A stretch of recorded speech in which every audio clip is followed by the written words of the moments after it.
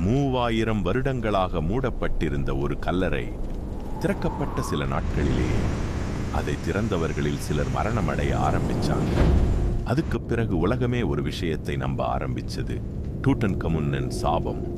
டூட்டன்கமுன் பண்டைய எகிப்தின் இளம் ஃபேரோ. அவன் பிறந்தது கிமு 1341. அவன் தந்தை அகெனாத்தன் எகிப்தின் மத முறையை முழுக்க மாற்ற முயன்ற ஃபேரோ. அந்த காலத்தில் எகிப்து உலகின் மிகப்பெரிய சக்திகளில் ஒன்று. ஆனா டூட்டன்கமுன் வெறும் குழந்தை.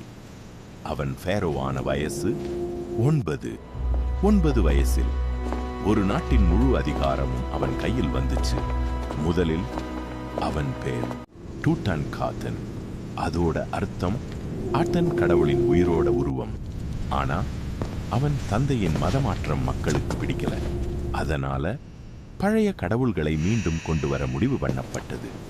அதுக்கு பிறகு டூட்டன்காமுன் ஆனான்.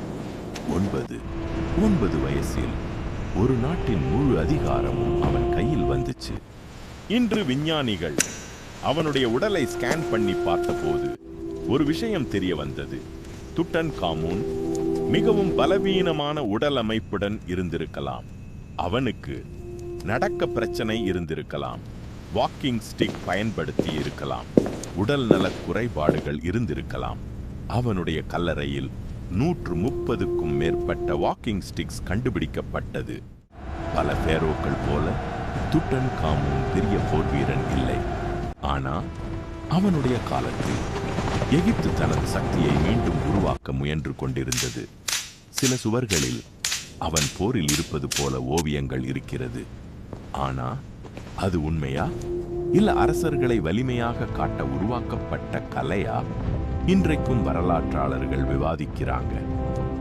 டூட்டன்காமுன் இறந்த வயசு 18 அல்லது 19.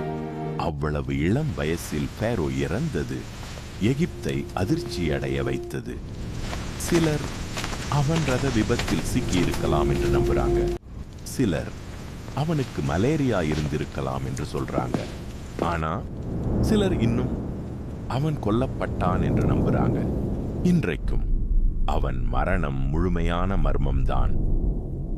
டூட்டன்கமுன் இறந்த பிறகு அவன் கல்லறை பாலைவன மணலுக்குள் மறைந்துச்சு. அதற்கு பிறகு 3000 வருடங்கள் உலகம் அந்த ஃபேரோவை கிட்டத்தட்ட மறந்துவிட்டது. 1922 பிரிட்டிஷ் ஆர்கியாலஜிஸ்ட் ஹாவர்ட் கார்ட்டர் பல வருட தேடலுக்கு பிறகு ஒரு சீல்டு டூம் கண்டுபிடித்தார். கதவு திறக்கப்பட்ட போது உள்ளே தங்கம், சிலைகள், ரகசிய அறைகள் மற்றும் டூட்டன்காமுன். அவர்கிட்ட கேட்டாங்க, "What do you see?" Howard Carter சொன்னார், "Wonderful things." ஆனா அதுக்கு பிறகு விசித்திரமான விஷயங்கள் நடந்துச்சு. இந்த ஆராய்ச்சிக்கு பணம் கொடுத்த லார்ட் கார்னார்வன் சில மாதங்களிலேயே இறந்தார். அதுக்கு பிறகு சாபம் பற்றிய கதைகள் உலகம் முழுக்க பரவ ஆரம்பிச்சது.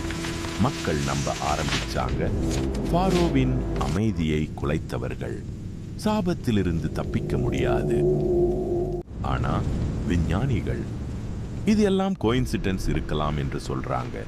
சிலர் பழைய டோம்களில் பாக்டீரியா இருந்திருக்கலாம் என்றும் நம்புறாங்க. ஆனா இன்றைக்கும் டூட்டன்காமுன் கர்ஸ் பற்றி மக்கள் பேசிக்கொண்டே இருக்கிறாங்க. ஒரு இளம் ஃபேரோ 3000 வருடங்களுக்கு பிறகும் உலகத்தை இன்னும் பயமுறுத்தி கொண்டிருக்கிறான். அதனால்தான் டூட்டன்காமுன் வரலாற்றின் மிகப்பெரிய மர்மங்களில் ஒருவன்.